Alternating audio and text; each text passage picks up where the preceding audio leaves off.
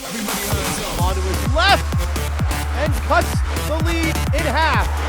Here's Pino through the middle. Other runners at the back post. What a goal!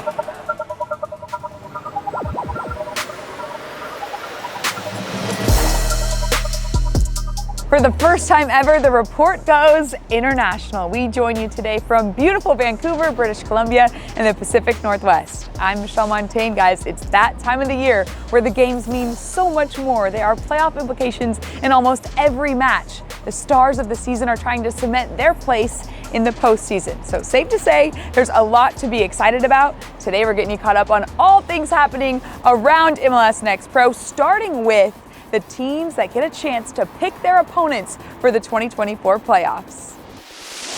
North Texas SC became the first team to clinch a playoff berth. They currently sit at the top of the Western Conference standings. The team will be returning to the postseason following a one-year absence and will look to hold on to first place in the overall standings in hopes of hosting throughout the playoffs. But right behind them is one of the best teams in MLS NEXT Pro this season, St. Louis City 2.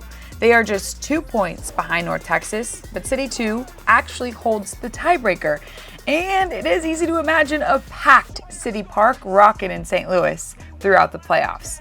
Now that being said, there are 4 games remaining for every single Western Conference club. As we look at the standings from third place on down, you can see that 3 teams are dead even in points and only 4 points separate the 12th place Monarchs from the 8th and final playoff spot holders, Houston Dynamo Dos. One of the teams in that playoff hunt, the team that trains on this exact pitch, Whitecaps FC2. Vancouver is looking to clinch their first playoff appearance ever, and a big catalyst to their success so far this season has been head coach Ricardo Clark. The MLS great joined the club just at the beginning of last season, but they missed the playoffs last year. He shared with us the biggest lessons he learned from that first season in Vancouver and how it's helped him turn things around this year. So many different unpredictable factors with the second team.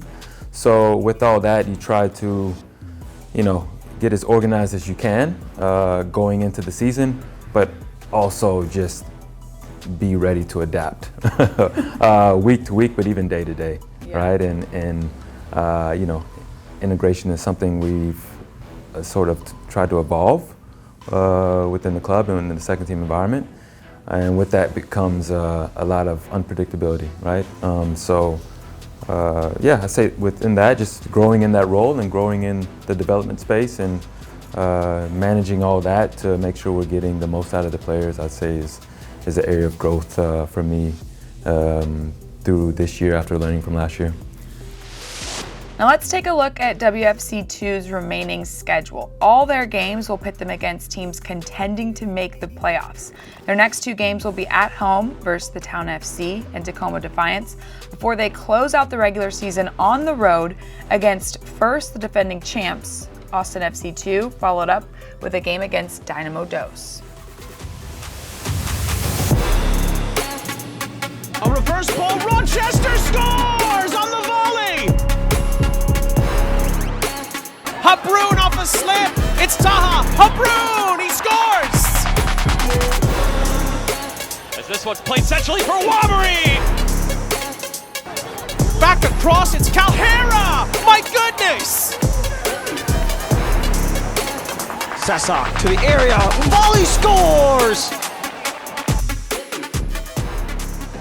But while we continue our journey through beautiful Vancouver, Whitecaps FC2 continues their push for a playoff spot in the West. Meanwhile, the Eastern Conference playoff picture has a completely gridlocked table right now. With just 4 matches remaining for most of these clubs, not a single one has guaranteed their spot in the postseason.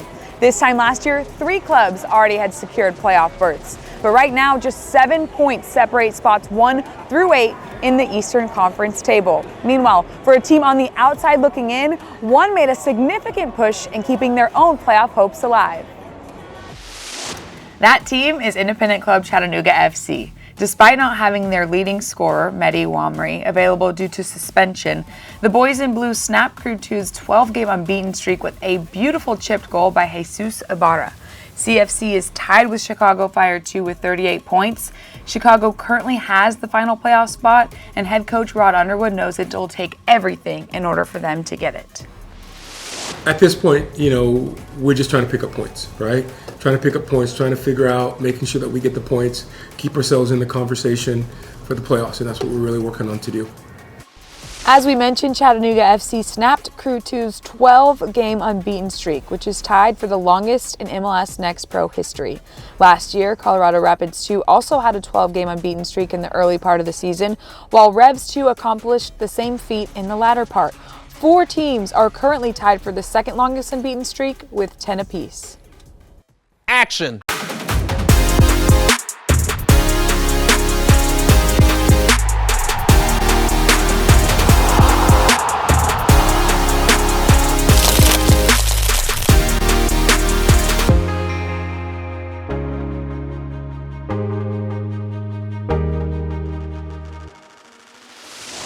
Well, if you don't know, now you know. MLS NEXT Pro is launching a newsletter. You don't want to miss it, so make sure you sign up for it at mlsnextpro.com/you guessed it, newsletter. It'll keep you updated on all the latest news, such as our August monthly award winners. One team had an amazing month of August. Due to their collective team effort, Carolina Core FC swept nearly all of August's monthly honors. Starting with Team of the Month, since it is a team game after all. Despite a slower start to the season, Core closed out August with 3 straight wins, positioning themselves for a chance at a playoff spot. The contributions of captain Jacob Evans and goal-scoring additions from David Polanco and Joshua Rodriguez have turned the tide in High Point. It's special for us to have won Team of the Month. The team's been working really hard. We think back to where we started and to where we are now. We've come a long way. We knew it would take time, but I think it's great for the morale of the team, for the morale of the coaches. It means that we're moving in the right direction. We're just going to try to keep pushing forward here and hopefully make a run for the playoffs. But this turnaround wouldn't be possible without the Player of the Month, Core's Facundo Canete. The versatility of the midfielder, who's played as a center and defensive mid this season, in addition to lining up on the wing, has allowed Core to keep other teams guessing. With his recent run of form, Canete became just the second player in MLS NEXT Pro history to score a brace in 3 straight matches. Of course, some credit also does have to go to the guy in charge, Roy Lassiter, as he brings home Coach of the Month. After amassing only 2 wins through June 22nd, the fact that the former legendary MLS striker has his team in position to contend in the postseason is nothing short of remarkable.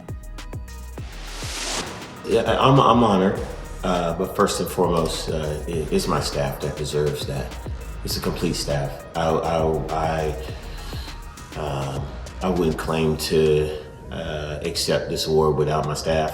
I got Amala Guevara, I got Donovan Ricketts, JC Martinez, Andy Williams, even Eddie Pope. I would claim to receive this by myself. These guys work really, really hard. We work together on every single thing that we do.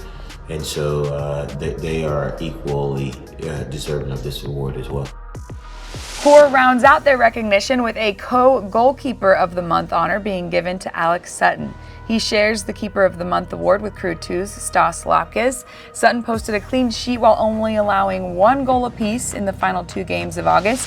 Lapkes, meanwhile, made 16 total saves across 3 matches in the month. And last but certainly not least, Owen Anderson was named MLS NEXT Pro Rising Star of the Month. Anderson added 3 goals in August, including a brace that included 2 goals in 2 minutes in a 2-1 win over Colorado Rapids 2. But it comes out for a long-range chance. Glides past one. Adam shoots. He torches the threads. Santos to his left. Chirilla! And Chirilla might have the game winner in the 90th minute. Joyner strides up, and Joyner scores. He went left again. Eddie Davis cuts back. And his shot hits the back of the net. I think we can officially call this the year of the rising star. And I know it's early in our rising stars careers, but maybe one day they'll end up in their own respective Hall of Fames. Names like Eddie Davis and Mekhi Joyner, who are both in the top 5 of the Golden Boot race. Other names like Chase Adams and Stephen Chirilla, who have propelled their respective teams from Ohio to the top of the Eastern Conference standings. And of course, a name we all recognize, Kevin Sullivan, the 14-year-old who's already been named MLS Next All-Star Game MVP. When we look back on this class years down the road, this very well could go down as the best MLS Next Rising Star class in the history of the young league. Now, we just mentioned Joyner and Davis as part of the Golden Boot race, but as it stands now, David Pareba remains at the top with 17 goals on the season. Taylor Kaleda and Mehdi Owamri are sandwiched in between Joyner and Davis for the 4th and 5th spots, respectively. From here on out, every match means more. Remember, you can catch them all on MLS Season Pass on Apple TV or on MLSNextPro.com. I'm Michelle Montaigne saying so long from Canada. We'll see you again stateside soon.